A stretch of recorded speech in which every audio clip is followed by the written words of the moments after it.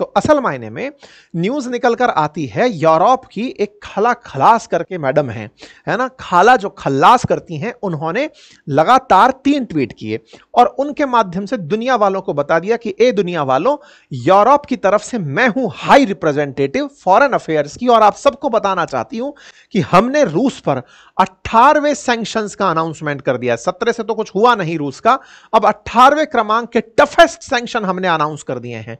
तो हां खाला खल्लास, आपने क्या बताया? तो खाला कहती हैं कि हमने 3 बातें मेन की हैं। पहला, हमने स्ट्रॉन्गेस्ट सैंक्शंस लगा दिए हैं अब तक के रशिया के ऊपर। अच्छा खाला, और क्या किया आपने? इन्होंने अपनी तरफ से कहा कि हम 105 ऐसे शैडो फ्लीट शिप्स जो इनेबलर थे रशियन बैंक्स के, उनकी फंडिंग रोक दी है और उन जहाजों को रोक दिया है। अब ये शैडो शिप्स क्या होते हैं, फ्लीट शिप क्या होते हैं, ये आपको अभी थोड़ी देर में बताएंगे।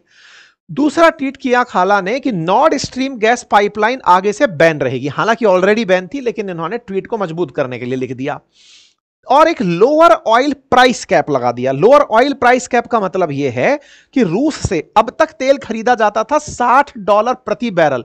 रूस से कह रखा था कि इससे ज्यादा तेल महंगा नहीं बेचोगे, अब उसको घटाकर कर दिया है 47 पॉइंट कुछ कुछ कि इतने डॉलर से ऊपर का तेल तुम नहीं बेचोगे। तो उसका तेल इतना सस्ता कर देंगे कि वो तेल निकालने में फायदेमंद नहीं रहेगा। तो खाला ने दूसरा पॉइंट ये कर दिया। तीसरा पॉइंट जो ऐड किया वो ये है कि we are putting more pressure on Russian military industry, Chinese banks that enable sanction evasion, जो कि हमारे प्रतिबंधों को बाईपास कर रही हैं। मतलब हमने रूस पर प्रतिबंध लगा रखे हैं और चीनी बैंक जो है वो उनको पैसा पकड़ाए जा रही है कि इससे कोई बात नहीं, पैसा हमारे नाम पर ले लो। ऐसे नहीं होता, आपके दोस्त का बैंक अकाउंट सीज हो गया, बंद हो गया, आप कह रहे हैं पैसा हमारे अकाउंट में डलवा लो यार, हमसे लेते रहना। कुछ इस तरह से जो चाइनीज बैंक रशिया को सपोर्ट कर रही हैं उन पर भी सैंक्शन लगा दिया गया। और तीसरे में नाम हमारा आया और उसमें कहा गया for the first time we are designated a flag registry and biggest Rosneft refinery in India. India का नाम बिगेस्ट रोजनेफ्ट रिफाइनरी के नाम पर आया और कहा कि our sanction also hit those indoctrinating Ukrainian children. ये बेलारूस के बारे में था। ये सब काम इन्होंने अपनी तरफ से कर दिए। कुल मिलाकर के हमारा नाम आया रोजनेफ्ट रिफाइनरी के लिए। बाय द वे, ये खाला खलास कौन है जिनसे पिछली बार जाकर के पिछले ही महीने हमारे विदेश मंत्री मिलकर भी आए थे? तब मैडम कह रही थी कि आप और हम मिलकर के दुनिया के अंदर 1/4 पॉपुलेशन बनाते हैं और जीडीपी भी बनाते हैं। ऐसे में खाला बहुत नुकसानदायक रही। खाला ने हमारे ऊपर सैंक्शन ला दे तो ला दे, साथ में रूस से यह कहा कि बेटा अगर तुम अब तेल बेचना चाहते हो तो $47.6 पर बैरल से ऊपर का तेल नहीं बेचोगे। इसका मतलब रूस को अगर इन्हें तेल अभी भी बेचना है तो इससे ज्यादा कीमत पर बेचा तो सैंक्शन लग जाएगा, बेच नहीं पाएगा। मतलब एक तरह से यह हो गया कि आपके पास आलू रखे हैं, आपकी लागत पूछी गई कितने रुपए किलो पड़ रहे हैं भाई साहब आपके, बोले भाई साहब 10 रुपए किलो। तो सुनो, ₹2.5 किलो से ऊपर अगर तुमने बेचा तो तुम्हें मंडी में दुकान नहीं लगाने देंगे। ऐसा इन्होंने रशिया के साथ कर दिया है। साथ ही साथ में नॉर्ड गैस पाइपलाइन, जिससे रशिया यूरोप के देशों को, जर्मनी जैसे देशों को गैस भेजता था क्योंकि सर्दी में मरते थे ये लोग, उन पर पाबंदी लगा दी गई है। और 105 वेसल्स जो पुतिन की शैडो फ्लीट मानी जाती है उन पर बैन लगा दिया गया है और 55 मोर इंडिविजुअल और एंटिटीज पर सैंक्शन लगा दिया गया है। यूरोपियन काउंसिल ने इसे अपना 18वां पैकेज नाम दिया। हमने इतने सैंक्शन लगा दिए हैं। चलिए साहब, 18वें पैकेज को थोड़ा विस्तार से समझते हैं और इसको समझते हुए सबसे पहले इन वेसल्स की कहानी को समझते हैं। वैसल मतलब बोले तो जहाज, जहाज बोले तो पानी का जहाज। पानी का जहाज चलेगा तो पानी में, लेकिन कहानी कुछ और करेगा। क्या कहानी करेगा? ये वैसल दूसरे का नाम लेकर चलता है। मैं बाय द वे एक जानकारी देता हूं आपको। आपने कभी रोड पर फर्जीवाड़ा होते देखा है? क्योंकि देखो, मैं ना शराब के विभाग में रहा हूं और उसमें क्या होता था कि हरियाणा की सस्ती दारू राजस्थान से होकर गुजरात में बिकने जाया करती थी। बहुत बार हम ट्रक पकड़ पाते थे और बहुत बार वो हमें ही चकमा देकर के निकल जाता था। करते क्या थे ये लोग? फर्जी नंबर डालते थे, गाड़ियों को ट्रेस ना हो इसलिए सीधे सूटा सूट निकल जाते थे, बॉर्डर क्रॉस करने के लिए दूसरे राज्य की गाड़ी का उपयोग करते थे, कई बार तो एम्बुलेंस में दारू भर करके ले जाते। फिल्मों में भी आपने जैसे देखा हो, इस तरह से चोरी छुपे माल को ले जाते थे ताकि टैक्स डिपार्टमेंट को पता ना चले कि हम लोग टैक्स इवेजन कर रहे हैं। ऐसे ही जहाज जब पानी में चलते हैं, देखो रास्ते में तो फिक्स रास्ता है कि आप इसी रास्ते से होकर निकलोगे, लेकिन समंदर तो अथाह है, धरती से कई गुना ज्यादा बड़ा है, यानी कि लैंड जो है उससे काफी ज्यादा विस्तृत तो समुंदर है। ऐसे में कोई जहाज अगर तैर के निकल गया और अपने साथ तेल ले गया और तेल लेकर के दूसरे देश में जाकर बेच आया, अब आप कहेंगे सर दिखेगा नहीं क्या सैटेलाइट से? तो ऐसे तो मैं पूछ लो ट्रक नहीं दिखेगा क्या? लेकिन हो क्या रहा है, जहाज में क्या होता है कि कई बार इन जहाजों पर झंडा टांग देते हैं किसी ऐसे देश का जिस पर प्रतिबंध नहीं है। अब मान लो आल्टा माल्टा टाइप के किसी देश का आपने झंडा टांग दिया, अब आपको दूर से देख रहा है सी कोस्टल जो फोर्सेस हैं वो देख रही हैं, कोस्ट गार्ड देख रहे हैं कि हाँ भाई माल्टा का झंडा है, अरे जाने दो यार। उस पर इन्होंने नंबर प्लेट टांग रखी है, यहां पर दिखा रखा है कोई भी ऐसी कंपनी XYZ टाइप से, शेल कंपनी कहीं भी बनी हुई है कहीं पे कैरेबियन आइलैंड में, उसका यहां पर मार्क लगा रखा है। अब तैर रहा है, आपको कोई भाई यहां पे कोई दंगत फंसा नहीं रहा, गोले बारूद फेंक नहीं रहा, माल ले जा रहा है, बोले ले जा रहा होगा, किसी ने बुक किया होगा। अब ये जहाज निकल के पहुंचता है और यूरोप में बढ़िया से तेल बेच के आता था। कहानी क्या थी कि जिस तरह देखो ना ये नाम लिखे होते थे अवांतु, ईगल, ये होते किसी और देश के थे, झंडा किसी और देश का मालिक कोई और। आपने कई बार देखा होगा, जैसे हम कहते हैं कि अभी थोड़े दिन पहले स्वेज कैनाल में कुछ जहाज फंस गए थे, तब पता चला था इसका ड्राइवर कोई है, मालिक कोई है, माल किसी का है, इस तरह से चीजें होती थी। अरे वो जो हूतिये नहीं थे जो स्वेज कैनाल के अंदर गोला फोड़ते थे रेड सी के अंदर, याद है? उन हूतियों को भी चिंता ये होती थी, समझ ही नहीं पाते थे कि ये रूसी जहाज है कि ये इजरायली जहाज है, इसलिए वो रुक गए कि यार हम पता चले किसी और का फोड़ दिए बेचारे का। खैर कोई बात नहीं। अब ऐसे में इन जहाजों के साथ में दिक्कत क्या होती थी कि रूस ने जब प्रतिबंध झेले ना, तो उसने अपने लगभग 450 जहाज पानी में उतार दिए, बस नंबर प्लेट बदल करके कि माल पहुंचाना है पहुंचाते रहेंगे। इंडिया के अंदर ऑलरेडी एक रिफाइनरी थी, अब उसका ऊपर भी चलेंगे, वहां तक लाने के लिए अपने जहाजों से ये तेल भेजते थे, तेल यहां रिफाइन होता था और इन जहाजों पर नंबर प्लेट बदल के यूरोप में भिजवा देते थे। अब यूरोप वाले क्या भांग पी करके उतारते थे क्या सामान? नहीं, होता यह था कि वहां पर भी तो कोई पायरेसी करेगा। जिसको सस्ता तेल चाहिए, जिसको प्रतिबंधों से मुक्ति चाहिए, वो जहाज को पानी में बीच में छोड़ के अपने छोटे जहाजों से माल ले जाता था। तो ये बढ़िया चल रहा था, मतलब ये ऐसा ओपन सीक्रेट था। जैसे राज्य सरकारें कहती हैं, जैसे हमारे राजस्थान में कि 8 बजे बाद दारू नहीं मिलती, लेकिन दारू पीने वालों से पूछो सब जगह मिलती है। वही वाली स्थिति इनके साथ थी कि जहाज जो है वो जा रहा है यूरोप में, लेकिन सैंक्शन लगा हुआ है। कोई बात नहीं साहब, आपके देश में खड़े नहीं होंगे, आपसे थोड़ा दूर खड़े हो जाएंगे, अब ले जाओ हमसे। बिल्कुल वैसे बढ़िया चल रहा था, मतलब कारोबार इलीगल था लेकिन लीगल तरीके से चल रहा था। अब रशिया यूरोप वालों ने कहा अब हम ये भी नहीं करेंगे, हम स्ट्रिक्टली बिहार की तरह अब शराब बंदी कर रहे हैं।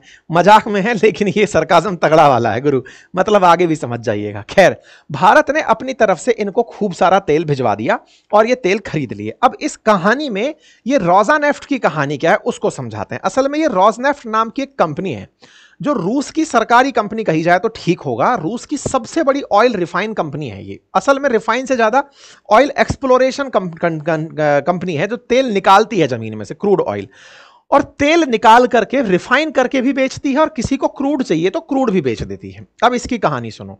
इसने 2016 में, जैसे कि इसको पता था कि भविष्य में हमें कभी यूक्रेन से झगड़ा लड़ना है, इस तरह से इसने पहले ही प्लानिंग करके 2016 में भारत के अंदर एक कंपनी हुआ करती थी एसआर। आपने देखा होगा कि लाल कलर का पेट्रोल पंप हुआ करता था एसआर के नाम से। भारत में लगभग 3500 पेट्रोल पंप थे एसआर के नाम से। इसमें एस जो है ना वो शशि रुइया था और दूसरा आर जो था वो रवि रुइया था। दो भाई थे, राजस्थान के थे, है ना। तो ये दो भाइयों की कंपनी थी एसआर। इस एसआर कंपनी का भारत में प्राइवेट मार्केट बहुत बड़ा था। इस कंपनी को 2016 में रोज़नेफ्ट ने $13 बिलियन, $12.9 बिलियन में 49% स्टेक परचेज कर लिए। मतलब ये समझिए कि उस साल में, दिसंबर 2016 की बात है ये, 17 के अंदर कहा गया था कि भारत की एनर्जी सेक्टर की सबसे बड़ी फॉरेन डायरेक्ट इन्वेस्टमेंट घटना घटी थी ये, कि इतना सारा पैसा देकर के हम लोगों ने, मतलब रशिया ने हमको इतना पैसा दिया और हमारी एक कंपनी का 50% हिस्सा खरीद लिया। आजकल आप लोगों ने अगर पेट्रोल पंप देखा हो तो ये एसआर नाम से तो कई जगह से अब हटने लग गए और एक नया नाम आ गया है नायरा। अगर आपने देखा हो, इस नायरा का नाम भी चक्कर क्या है, नया एरा, नया युग के नाम से नायरा आया हुआ है। ठीक है, ये वही नायरा है। तो जो रूस की कंपनी थी ना रोज़नेफ्ट, उसने 50% के आसपास स्टेक परचेज किया एसआर का और नया नाम रख दिया एसआर का नायरा। अब ये जो नायरा एनर्जी है ना, ये आज भी इंडिया में चल रही है और इसी नायरा का गुजरात के वाडिनार नामक जगह पर, कच्छ के अंदर वाडिनार नामक जगह है, वहां पर इनकी ऑयल रिफाइनरी है। तो अब ये लोग क्या करते थे कि इन जहाजों में भर करके अपना तेल जो है वो भेजते थे। कहां भेजते थे? वाडिनार, कच्छ में, गुजरात के अंदर। वाडिनार में वो रिफाइन होता था। रोजनेफ्ट का तेल था जो कि कंपनी कहां की थी? रशिया की। चूंकि वो इंडिया की कंपनी के अंदर मालिक हो चुकी थी तो अपने ही एक तरह से कहिए तो रिफाइनरी में माल भेजती थी। यहां माल रिफाइन होता था और रिफाइन होकर के भारत के अंदर 3500 नायरा के जो पेट्रोल पंप है उनमें बिकता था, लगभग 3500। और उसके बाद जो बच गया या फिर यहां से आगे बाजार में भेजना हुआ तो वो यूरोप के अंदर भेज दिया जाता था। क्लियर हो गया? इस तरह से रोजनेफ्ट ने नायरा में अपनी हिस्सेदारी बनाई और बाकी जो 49% था वो अब कैसानी एंटरप्राइजेज, यूनाइटेड कैपिटल पार्टनर, इन सब का लगा हुआ है। ठीक है साहब, तो उम्मीद है ये कहानी आपको क्लियर हुई हो। ये रहा वाडिनार रिफाइनरी जो कि गल्फ ऑफ कच्छ के अंदर है, गुजरात के अंदर। माल आता, रिफाइन होता, यहां से आगे चला जाता। ठीक है, इंडिया इसी कारण इंपोर्टर और एक्सपोर्टर बना था। रोजनेफ्ट तो कहता था हम तो वाडिनार में रिफाइन करते हैं, माल को आगे बेचते हैं। नाम इंडिया का हो जाता था और माल जो है वो रशिया का बिकता था। ठीक है साहब, इस तरह से बढ़िया काम चल रहा था। इंडिया, रशिया और यूरोप के बीच में खेला हो रहा था। इस बात को जो है अंबानी भाई साहब देख नहीं पाए। इनने कहा कि ओहो, अगर कोई कंपनी हमारे देश में आकर के, इंडिया में आकर के माल रिफाइन करती है और यूरोप बेच देती है, इस खेल को तो मैं भी खेलूंगा। इनने कहा रोजनेफ्ट से कि सर आप एक काम करिए ना, आप इतने में जिस कंपनी का आधा हिस्सा खरीद लिए, मैं आपका सालाना इतना तेल खरीद सकता हूं, आप मुझे इतना तेल दीजिए, मैं रिफाइन करूंगा और रिफाइन करके मैं भी बेचूंगा। बोले हाँ ये तो डील बढ़िया है। भाई साहब ये डील ले लिए 10 साल के लिए। क्या डील लिए? कि 12-13 बिलियन डॉलर के आसपास का रोजनेफ्ट से तेल परचेज करेंगे सालाना। मुकेश अंबानी ने साइन कर लिया एग्रीमेंट पिछले साल दिसंबर में, 12-13 billion a year for Russian Rosneft for 10 years, 10 साल के लिए, कि साहब मुझे आप तेल दिए जाओ, मैं रिफाइन करूंगा। कहां करूंगा? जामनगर रिफाइनरी में। जामनगर रिफाइनरी वर्ल्ड की सबसे बड़ी प्राइवेट रिफाइनरी है और इस रिफाइनरी में बोले मैं साफ करके आपका तेल दुनिया को बेचूंगा। तो कुल मिलाकर इंडिया ने खेला क्या खेला? रोजनेफ्ट से तेल खरीदा, नायरा में आया, वाडिनार में आया या जामनगर में, जाकर हमारे देश में भी काम आया और दुनिया में भी काम आया। अंबानी के साथ फायदा क्या रहा? इस कंपनी में रोजनेफ्ट का हिस्सा नहीं है, इसलिए इसे अभी बैन नहीं मिलेगा। लेकिन जो वाडिनार है उसे बैन मिलेगा। क्यों मिलेगा? क्योंकि वो रोजनेफ्ट का ही हिस्सा है, इसलिए वाडिनार का नाम रोजनेफ्ट इंडिया लिखा आया है।